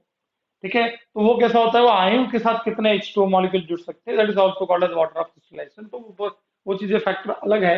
वो चीजों के बारे में हमको नहीं डिस्कस करना है, हमको बात करना है सोलिबिलिटी। सोलिबिलिटी मतलब किस पे डिपेंड कर रही है, सोलिबिलिटी ज्यादा कब होगी, जब एंथैल्पी ऑफ हाइड्रेशन ज्यादा होगी, मतलब ज्यादा एनर्जी रिलीज होगी हाइड्रेट तैयार करते समय, मतलब वाटर मॉलिक्यूल इसको घेरेंगे पानी के अंदर, और Cl माइनस आयन को भी वाटर के पॉजिटिव पोल्स घेरेंगे, जैसे कि ये ऐसे H प्लस, ठीक है, ये H, ये O, इस प्रकार से। ठीक है, अब हम जानते हैं हाइड्रोजन पे पार्शियल पॉजिटिव है, पार्शियल पॉजिटिव मतलब हो क्या रहा है बेटा, ये चार्जेबल आयंस है और ये पानी में डिसॉल्व हो रहे हैं, क्योंकि इनके ऊपर का जो चार्ज है वो कम हो रहा है। कम कौन कर रहा है, तो ऑक्सीजन का नेगेटिव चार्ज। अब समझो मैंने क्या कहा, ऑक्सीजन का ये पार्शियल नेगेटिव चार्ज जो है इसके चार्ज को स्लाइड कम कर देता है। और कोई भी चीज चार्जेस, चार्जेबल से अगर न्यूट्रल फॉर्म में जा रही होगी तो स्टेबिलिटी की तरफ जा रही है, मतलब वो आयन उसमें स्टेबल होगा। इस सिंपल सा फिर है, ठीक है ना।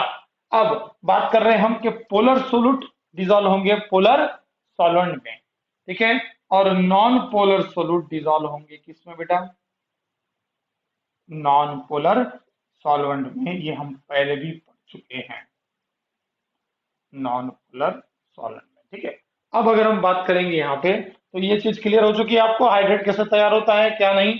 ठीक है, सोलिबिलिटी हाइड्रेशन पे डिपेंड करती है, और हाइड्रेशन डिपेंड करता है साइज ऑफ कैटायन पे। एक चीज याद रखिए, स्मॉलर द साइज, क्या कहा मैंने, smaller the size of cation, जितना कम होगा साइज उतनी ज्यादा हाइड्रेशन एंथैल्पी। ठीक है, मतलब देखो दो प्रकार की एंथैल्पीज होती है, एंडोथर्मिक एक्सोथर्मिक। अगर हीट रिलीज हो रही है तो एक्सोथर्मिक, और हीट अगर एब्जॉर्ब हो रही है तो एंडोथर्मिक। पर यहाँ पे मैंने कहा हीट रिलीज हो रही है, ठीक है, तो ये एक्सोथर्मिक प्रोसेस है। कौन सी बेटा, सोलूट प्लस सॉल्वेंट का मिक्सिंग जो हो रहा है, पोलर सोलूट जब पोलर सॉल्वेंट में जा रहा है तो एनर्जी रिलीज कर रहा है। ठीक है, क्योंकि स्टेबल आयन तैयार हो रहे हैं, क्योंकि positive charge of Na plus या negative charge of Cl minus का जो मैग्नीट्यूड है वो कम होते जा रहा है जब हम पानी उसमें ऐड करते जा रहे हैं, या हम बोलेंगे पानी के मॉलिक्यूल जब उन आयंस को घेर रहे हैं, एक हाइड्रेट तैयार कर रहे हैं, बिगर मॉलिक्यूल तैयार कर रहे हैं। ठीक है, सो एक चीज फिनोमिना याद याद रखिए, कि नेचर ऑफ सोल्यूट और सॉल्वेंट, अगर सोल्यूट का नेचर और सॉल्वेंट का नेचर सेम है, नेचर मतलब उनके बीच के इंटरमोलर फोर्सेस सेम है या फिर नियरली सेम है, या फिर ये वाला फिनोमेना अगर आपने ये अप्लाई करते हैं, तो ही हमको प्रॉपर वो जो सॉलिड होगा वो लिक्विड में डिसॉल्व होगा, और उसी से हमको उसकी पता चलेगी सोलिबिलिटी। अगर ये फिनोमेना फॉलो हुआ तो सोलिबिलिटी ज्यादा होगी, ये फिनोमेना फॉलो नहीं होगा तो सोलिबिलिटी कम होगी। ठीक है, अभी ये फिनोमेना क्लियर हो गया आपको। देन नेक्स्ट क्या, कि लाइक डिजॉल्व, लाइक भूलना नहीं है बेटा, जैसा है वो वैसे में डिजॉल्व होता है। ठीक है, नॉन पोलर सॉलिड का एग्जांपल लेंगे, मैंने पिछले बार भी आपको ये बात समझा के दी थी कि नैप्थेलिन, ठीक है, या फिर आप ले लीजिए टोलिन। टोलिन बोले तो क्या होता है बेटा, टोलिन बोलते हैं मिथाइल बेंजीन, क्या कहा मैंने, मिथाइल बेंजीन। ठीक है, ये हाइड्रोकार्बन है, और हाइड्रोकार्बन जनरली कैसे होते हैं नेचर में, नॉन पोलर होते हैं। तो नॉन पोलर हाइड्रोकार्बन किस में डिजोल्व होंगे, पानी में तो डिजोल्व नहीं होंगे, क्योंकि पानी क्या है, पोलर सॉल्वेंट है। तो ये डिजोल्व होते हैं, मान आपने एक एग्जांपल में ले रहा हूँ नॉन पोलर सॉल्वेंट का, दैट इज बेंजीन। तो naphthalene, anthracene, toluene, carbon tetrachloride, ये डिजोल्व किस में होते हैं, बेंजीन में। बेंजीन यहाँ पे नॉन पोलर सॉल्वेंट है, और ये जो मैं ले रहा हूँ यहाँ पे नॉन पोलर सोल्यूट्स है। तो एक बात क्लियर कर लीजिए, polar solute dissolve in polar solvent, ठीक है, and non polar solute dissolve in non polar solvent, पर ऐसा कभी नहीं होगा क्रॉस में। मैंने कहा क्रॉस में ऐसा कभी नहीं होगा। ठीक है ना। अब अगर हम बात करेंगे यहाँ पे कि कौन सा फैक्टर है यहाँ पे, ठीक है, इफेक्ट ऑफ टेम्परेचर। अगर हम बात करें यहाँ इफेक्ट ऑफ टेम्परेचर की, तो हम जानते हैं as temperature increases solubility of solid in liquid increases. ठीक है, मतलब टेम्परेचर बढ़ेगा तो solubility of solid in liquid क्या होगा, बढ़ेगी। समझ में आया। ऐसा इसका कारण हम क्या देंगे, बहुत सारे कारण आ सकते हैं, आप इक्विलिब्रियम के थ्रू भी समझा सकते हैं, पर आप उतने डिटेल में जाने के बजाय आप सिंपली चलिए क्या, कि टेम्परेचर बढ़ता है तो सॉल्यूशन का वॉल्यूम भी बढ़ेगा। ठीक है, सॉल्यूशन का वॉल्यूम बढ़ेगा तो concentration upon n upon V, sorry correction, मैंने कहा टेम्परेचर बढ़ेगा तो क्या बढ़ेगा, वॉल्यूम बढ़ेगा, वॉल्यूम बढ़ेगा तो मोर solute can be dissolve, more solute can be dissolve, जो डिसॉल्व नहीं हो रहा था वो भी डिसॉल्व होना, मतलब मैंने कहा जो ज्यादा अमाउंट में प्रेजेंट था वो भी डिसॉल्व होना शुरू हो जाएगा। बात समझी कि नहीं समझे बेटा, कैसे, फिर से बताता हूँ। इफेक्ट ऑफ टेम्परेचर, क्या है इफेक्ट ऑफ टेम्परेचर, तो यहाँ पे सोलिबिलिटी टेम्परेचर का क्या इफेक्ट हो सकता है, तो एक चीज याद रखिए, टेम्परेचर बढ़ने से उस पर्टिकुलर सॉलिड के अंदर प्रेजेंट सोल्यूट का जो अमाउंट है वो भी बढ़ते जाएगा। क्यों बढ़ते जाएगा, तो यहाँ पे temperature increases, volume increases, more solute can be dissolve, मतलब जो अनडिसॉल्व सोल्यूट था, जो हमने सैचुरेशन लेवल मेंटेन करने के बाद में भी अवेलेबल था, वो टेम्परेचर बढ़ाने के बाद भी में वो भी उसमें डिसॉल्व होना शुरू हो गया है। तो याद रखिए, सिंपलेस्ट है कि टेम्परेचर बढ़ा तो सब्सटेंस की क्या बढ़ेगी, सोलबिलिटी बढ़ेगी। ठीक है नाउ, अब अगर हम बात करेंगे यहाँ पे तीसरा फैक्टर कौन सा है, तो तीसरा फैक्टर वो है इफेक्ट ऑफ प्रेशर।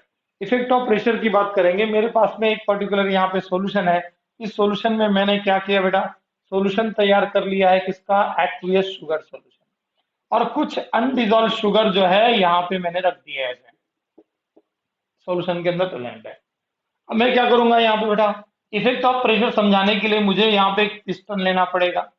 ठीक है, मैंने एक पिस्टन लिया है, ये तो पूरा सॉल्यूशन है आपका। ठीक है, यहाँ पिस्टन ले लिया है, और इस पिस्टन पे मैं अच्छा खासा मास रखूंगा, W1 W2 ऐसे मास रखते जाऊंगा।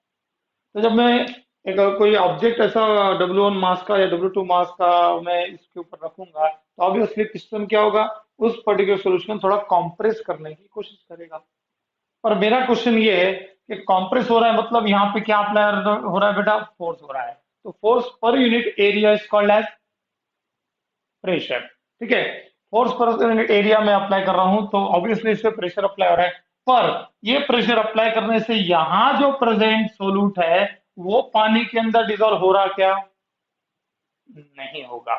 एक बात क्लियर हो गई, तो हम क्या बोल सकते हैं कि हम कितना भी प्रेशर अप्लाई कर दें लिक्विड सॉल्यूशंस पे या एक्वियस सॉल्यूशंस पे, तो प्रेशर अप्लाई करने से सोलिबिलिटी ऑफ सॉलिड पे उसका कोई अफेक्शन नहीं होता, कोई इफेक्ट नहीं होगा। सो मैं लिख सकता हूं यहाँ पे there is no effect of pressure on solubility of solid in liquid solution। ठीक है, तो यहाँ पे देखिए मैंने क्या कहा बेटा कि पहला तो देख लीजिए फिर से कि नेचर ऑफ सोल्यूट और सॉल्वेंट, मतलब अगर आईएमएफ सेम हो सोल्यूट और सॉल्वेंट के, तो मीनिंग क्या हो गया, लाइक डिजोल्व लाइक, मतलब पोलर सोल्यूट डिजोल्व होगा पोलर सॉल्वेंट में और नॉन पोलर सोल्यूट डिजोल्व होगा नॉन पोलर सॉल्वेंट में। ये फिनोमेना याद रखिए। इफेक्ट ऑफ टेम्परेचर की अगर बात कर रहे हैं तो टेम्परेचर बढ़ने से solubility of solid in liquid क्या होती है बेटा, बढ़ती है। ये किस कारण से, तो टेम्परेचर बढ़ा तो वॉल्यूम बढ़ेगा, तो और सॉलिड उसमें डिजोल्व हो सकता है, ये बात को याद रखिए। सेकंड चीज यहाँ पे इफेक्ट ऑफ प्रेशर की अगर हम बात करेंगे तो effect of pressure, there is no considerable effect of pressure on solubility of solid in liquid, कि प्रेशर अप्लाई करने से जो अनडिजोल्व है वो डिजोल्व नहीं होगा। ये बात समझ गए बात को, ठीक है। इसमें एक इफेक्ट और है, सॉरी इसका जो सेकंड इफेक्ट है इसको मैं और एक प्रकार से समझाने की कोशिश कर रहा हूँ, थोड़ा ध्यान दीजिएगा कैसे रहेगा, तो देखते हैं। थोड़ा सा पहले बताइए ये तीन चीजें क्लियर हो गई क्या, ये तीन चीजें क्लियर हो गई क्या, ठीक है हो गई, चलो ध्यान दीजिए आगे बढ़ते। नाउ इसमें सेकंड वाला टॉपिक थोड़ा सा हम फिर से लेंगे क्योंकि इसमें डिटेल थोड़ा नहीं आया है, अब इसको डिटेल कवर कैसे करते हैं देखिए। Effect of temperature on solubility of solid in liquid. इसके पहले हमने जनरल कॉन्सेप्ट आपको समझा चुके हैं कि टेम्परेचर बढ़ने से वॉल्यूम बढ़ता है, वॉल्यूम बढ़ने से क्या बढ़ती है बेटा, सोलिबिलिटी, ठीक है। बट एक चीज याद रखिए, ये कंडीशन भी लागू होगी एट कांस्टेंट प्रेशर, क्योंकि volume direct proportional to temperature है एट कांस्टेंट प्रेशर। ये कंडीशन यानी अब जब रूम टेम्परेचर पे हम पानी के अंदर सोलूट को डिजोल्व कर रहे हैं, सोलूट डिजोल्व हो रहा है, ठीक है, और डिजोल्व होने के बाद में डिसोल्यूशन, डिजोल्व होने की प्रोसेस को हम क्या बोलते हैं, डिसोल्यूशन, ठीक है। तो टेम्परेचर बढ़ा तो वॉल्यूम बढ़ता है, जो अनडिजोल्व है वो भी डिजोल्व होगा, मतलब सोलबिलिटी बढ़ेगी। ये जनरल कॉन्सेप्ट हो गया। अभी जनरली होता यह है कि आयनिक सब्सटेंसेस जो है वो जब पानी में डिजोल्व होते हैं तो डिफरेंटली डिजोल्व होंगे। डिफरेंटली डिजोल्व होंगे मतलब generally ionic substances dissolve differently in in a given solvent. मतलब क्या हो गया इसका कि हर प्रकार के आयनिक सब्सटेंस एक ही, यानी जितने प्रकार के आयनिक सब्सटेंसेस होंगे जरूरी नहीं है वो वाटर के अंदर एक ही प्रकार से डिजोल्व हो, क्योंकि हम जानते हैं जैसे कि KCl, ठीक है, NaCl, KNO3, NaNO3, ठीक है, ये जो सब्सटेंस है जब सॉल्वेंट में डिजोल्व किए जाते हैं तो सॉल्यूशन तैयार होता है इनका, और सॉल्यूशन तैयार होते समय एनर्जी जो है वो बाहर की अंदर एब्जॉर्ब होती है। मतलब इनके डिसोल्यूशन की प्रोसेस जो है किसके, NaCl, KNO3, KCl और NaNO3, इनके डिसोल्यूशन की प्रोसेस है एंडोथर्मिक, मतलब heat is absorb by the system, ठीक है। तो होता यह है, और यानी इनमें कि अगर हम बात करेंगे इस पर्टिकुलर आयनिक सब्सटेंसेस की जो पानी में डिजोल्व करने से डिफरेंट प्रकार के डिजोल्व हो रहे हैं, तो इसमें हम तीन कैटेगरीज को डिवाइड करेंगे। मैंने पहली कैटेगरी यहाँ पे आपके सामने लिख के रखी है, आप देख सकते हैं, those whose solubility increases with increase in temperature. मतलब क्या कहा मैंने, ऐसे आयनिक सब्सटेंसेस जिनकी सोलिबिलिटी क्या होती है, बढ़ती है, किससे, टेम्परेचर बढ़ाने से। पर ये इनकी सोलिबिलिटी टेम्परेचर बढ़ाने से क्यों बढ़ रही है, मैंने कहा आयनिक सब्सटेंसेस की हम बात करते हैं, ठीक है। इनकी सोलिबिलिटी क्यों बढ़ रही है, तो रीजन ये है, तो देखिए इनके ऐसे आयनिक सॉल्यूशन जिनका डिसोल्यूशन प्रोसेस, क्या कहा मैंने, इनका डिसोल्यूशन प्रोसेस क्या हो, एंडोथर्मिक हो। मतलब कैसा कि ये लिया मैंने आयनिक सॉलिड मान के चलिए, और ये ले लिया मैंने सॉल्वेंट। अब जब भी मैं इसमें डिसॉल्व करूंगा सॉल्वेंट में तो मुझे क्या मिलेगा, इनका एक्वियस सॉल्यूशन, ठीक है। इस प्रोसेस को नाम क्या दूंगा मैं, डिसोल्यूशन। अब हम जानते हैं कि सैचुरेशन लेवल तो मेंटेन होने वाली है, सैचुरेशन लेवल मेंटेन कैसे होती है, सोल्यूट प्लस सॉल्वेंट की सॉल्यूशन बैक आएगा वापस, ठीक है, बैक आएगा मतलब सॉल्यूशन से वापस सोल्यूट और सॉल्वेंट मिलने के चांसेस है, ठीक है। तो इस प्रोसेस को बोलते हैं क्रिस्टलाइजेशन, ठीक है। अब क्रिस्टलाइजेशन हो गया, बोलने का मतलब क्या है कि rate of dissolution is in equilibrium with the rate of crystallization, then and only then क्या तैयार होगा बेटा, सैचुरेटेड सॉल्यूशन। बराबर है। अब अगर सैचुरेटेड सॉल्यूशन तैयार हो रहा है, जैसे कि मैंने कहा मुझे चाहिए सॉल्यूशन, है कि नहीं, मुझे क्या करना है, सोलूट को सॉल्वेंट में डिसॉल्व करके सॉल्यूशन तैयार करना है। तो मुझे क्या करना पड़ेगा बेटा, मुझे इस रिएक्शन को, करेक्शन, इस प्रोसेस को किस में भेजना पड़ेगा बेटा, फॉरवर्ड डायरेक्शन में। तो इस समय हम लागू करते हैं ली चार्टियर प्रिंसिपल। ठीक है, हम पढ़ रहे हैं इफेक्ट ऑफ टेम्परेचर। तो टेम्परेचर के ली चार्टियर प्रिंसिपल क्या बोलता है, अगर किसी प्रोसेस का, ठीक है, अगर किसी प्रोसेस के दौरान हीट रिलीज होती है तो उस प्रोसेस को नाम देंगे एक्सोथर्मिक। अगर किसी प्रोसेस के दौरान हीट एब्जॉर्ब होती है सिस्टम के द्वारा तो उसको हम बोलते हैं, यस प्लीज, एंडोथर्मिक।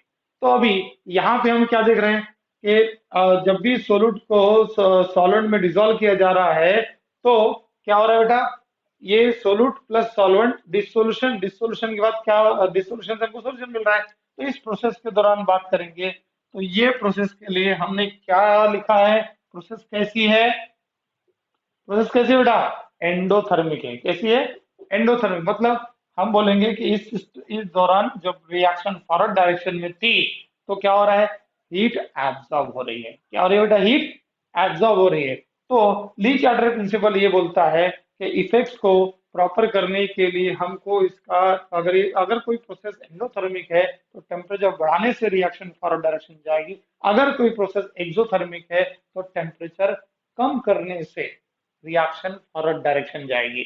हमको तैयार करना है सॉल्यूशन। और प्रोसेस कैसी हो रही है बेटा, ध्यान दीजिएगा, थोड़ा सा कंफ्यूज हो सकता है आपको, फिर से मैं बताऊंगा, आप निश्चिंत रहिए कि आपको ये समझेगा, सुनते जाइए मैं क्या बोल रहा हूँ। सोल्यूट प्लस सॉल्वेंट डालने से मुझे सॉल्यूशन मिल रहा है और प्रोसेस कैसी बता रहा हूं मैं, यस प्लीज, एंडोथर्मिक। और ली चार्टर प्रिंसिपल क्या बोलते हैं, अगर कोई प्रोसेस एंडोथर्मिक है और उसको फॉरवर्ड डायरेक्शन में हमको ढकेलना है या फॉरवर्ड डायरेक्शन में हमको उसको मूव करना है, तो एक बात याद रखिए कि एंडोथर्मिक है तो टेम्परेचर बढ़ाइए, मतलब हीट एब्जॉर्ब हो रही है तो टेम्परेचर बढ़ाइए सिस्टम का।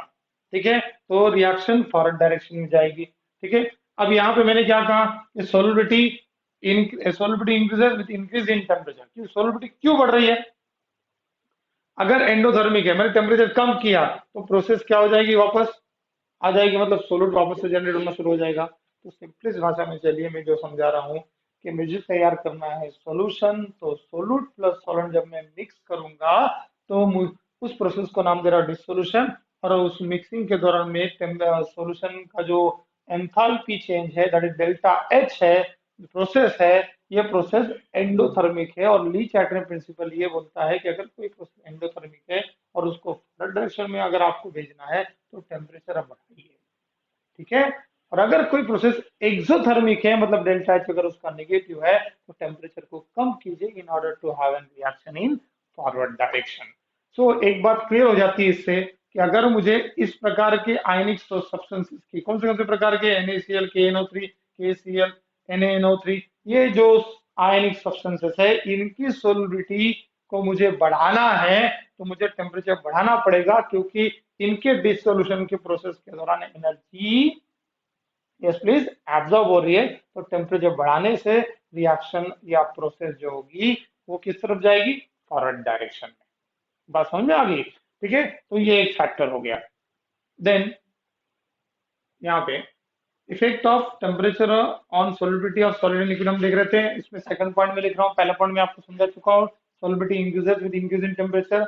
वो किसको लागू होता है, वो ऐसे पर्टिकुलर आयनिक सॉलिड्स को लागू होगा जिसका डिसोल्यूशन प्रोसेस एक्सोथर्मिक है। ठीक है, अब बात करेंगे सेकेंड, क्या, those ionic solid whose solubility decreases with increase in temperature. इसके पहले वाला स्टेटमेंट क्या था, solubility increases with increase in temperature था। ठीक है, अब अगर मैं ऐसे आयनिक सॉलिड लेता हूं, ठीक है, और उनके सॉल्यूशन का अगर मैं टेम्परेचर बढ़ाता हूं, ठीक है, तो उनका सोलिबिलिटी क्या होगा, कम होगा। ये क्यों, कैसे, तो रीजन देखिए, this solution process for the above is exothermic in nature. मतलब क्या कि सोल्यूट प्लस सॉल्वेंट अब डाल रहा हूँ और सॉल्यूशन तैयार कर रहा हूँ तो प्रोसेस में यानी जो सॉल्यूशन जो है वो उसका टेम्परेचर बढ़ जा रहा है। किसका, सॉल्यूशन का बेटा, मतलब एनर्जी रिलीज हो रही है और सॉल्यूशन का, यानी सॉल्यूशन का जो है वो गर्म हो जाएगा बेटा। आप समझ में आ रही है, अगर आप थर्मामीटर रखते हो तो टेम्परेचर बढ़ते हुए दिखेगा उसमें, जब आप सोलूट को डालते जाएंगे, डिजोल्व करते जाएंगे, तो टेम्परेचर जो है थर्मोमीटर पे आपको बढ़ते हुए दिखेगा। बढ़ते हुए दिख रहा है मतलब हीट रिलीज हो रही है बेटा, इसलिए इस प्रोसेस को हम क्या बोल रहे हैं, exothermic, the process in which heat is evolve. ठीक है, और उस इवोल्यूशन की वजह से सॉल्यूशन गर्म हो रहा है। तो अभी हमने क्या कहा, अगर हमको इस पर्टिकुलर प्रोसेस को फॉरवर्ड डायरेक्शन में ढकेलना है तो ली चार्टर प्रिंसिपल क्या बोलता है, अगर एक्सोथर्मिक है तो टेम्परेचर कम करो, और अगर एंडोथर्मिक है तो टेम्परेचर बढ़ाओ। तो यहाँ पे कुछ मैंने एग्जांपल लिए हैं जिनकी सोलबिलिटी कम होती है उनके सॉल्यूशन का टेम्परेचर बढ़ाने से। ठीक है, सो जहाँ पे लिया है सीरियम सल्फेट है, लिथियम कार्बोनेट है, सोडियम कार्बोनेट है, इनकी सोलबिलिटी क्या होती जाती है बेटा, कम होती जाती है टेम्परेचर बढ़ाने से। बात समझ में आ गई। अब तीसरा फैक्टर देखते हैं, तो देखिए क्या है तीसरा फैक्टर। देखिए थर्ड वाला हमने यहाँ पे लिखा हुआ है। ठीक है, थर्ड इफेक्ट जो हम देख रहे हैं टेम्परेचर का on solubility of ionic solid in liquid में those ionic substances whose solubility does not increases, ठीक है, विथ और decreases with increase in temperature. मतलब कैसा कि सोलबिलिटी ना बढ़ रही है ना कम हो रही है, कैसे, विथ इंक्रीज इन टेम्परेचर। तो कुछ एग्जांपल आपके सामने है, जैसे कि कैल्शियम क्लोराइड, ठीक है, कैल्शियम सल्फेट या कैल्शियम कार्बोनेट। कुछ ऐसे सब्सटेंसेस है जैसे कि बेरियम सल्फेट भी हम ले सकते हैं। ठीक है, बेरियम सल्फेट भी हम लेंगे। तो ये जो सब्सटेंसेस है बेटा, ये सब्सटेंसेस की वैसे भी सोलबिलिटी जो सोल्यूशन में होती है वो बहुत ही कम होती है। ठीक है, निग्लिजिबल भी मान सकते हैं हम। ऐसे सब्सटेंसेस जिनकी सोलबिलिटी दिए हुए अमाउंट में बहुत ही कम होती है, ऐसे सब्सटेंसेस को बोलते हैं स्पैरिंगली सोलुबल सॉल्ट। क्या कहा मैंने, स्पैरिंगली सोलुबल सॉल्ट, जिनकी सोलबिलिटी बहुत ही कम या निग्लिजिबल होती है। अगर मैं बात करूंगा कैल्शियम कार्बोनेट की, तो इसकी सोलबिलिटी 0.001 होती है 100 ग्राम ऑफ वाटर में। 0.001 कहा मैंने, बहुत ही कम, नहीं के बराबर, मतलब वो डिजोल्व ही नहीं होंगे। आपको ऐसा लगेगा कि डिजोल्व ही नहीं हो रहे हैं, डिजोल्व हुए बट बहुत ही लेस प्रमाण में डिजोल्व होंगे वो। ठीक है, सो बात करेंगे यहाँ पे, मैंने कहा कुछ ऐसे सब्सटेंस है जिनकी सोलबिलिटी ना टेम्परेचर बढ़ाने से ना बढ़ेगी ना ही कम होगी। तो ये एग्जांपल थोड़े याद रखिएगा बेटा। ठीक है, इस प्रकार से अगर हम देख रहे हैं तो हमने पढ़ा effect of temperature on solubility of solid in liquid. तो मैं इसको थोड़ा ग्राफिकली आपको समझा के दूंगा। तो देखिए ग्राफ कैसा रहेगा इसका, परंतु एक चीज क्लियर कर लेते हैं पहले। मैंने तीन चीजें बता के दी, कैसे सोलिबिलिटी बढ़ती है विथ इंक्रीज इन टेम्परेचर। ठीक है, उनके लिए जो जिनका डिसोल्यूशन प्रोसेस क्या होता है, एंडोथर्मिक। सोलिबिलिटी कम होती है विथ इंक्रीज इन टेम्परेचर, किन के लिए, जिनका, यस प्लीज, सोलिबिलिटी क्या होगा बेटा, यस, एक्सोथर्मिक होगा। और अगर हम बात करेंगे तीसरी कंडीशन, ऐसे बहुत सारे यानी कुछ स्पैरिंगली सोलुबल सॉल्ट्स है जिनकी सोलिबिलिटी जो है ना बढ़ती है ना कम होती है विथ इंक्रीज इन टेम्परेचर। ये तीन फैक्टर है, समझ में आया बेटा। ठीक है,